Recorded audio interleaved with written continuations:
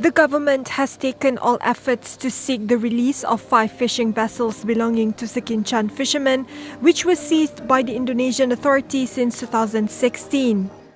Defence Minister Mohamad Sabu said the matter was being handled by Wisma Putra during a dialogue with Sekinchan fishermen on Monday.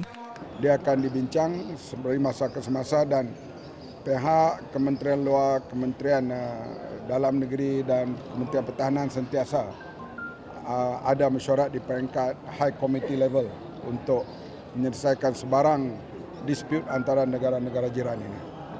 The fishermen had appealed to the government to seek the return of the vessels from the Indonesian authority.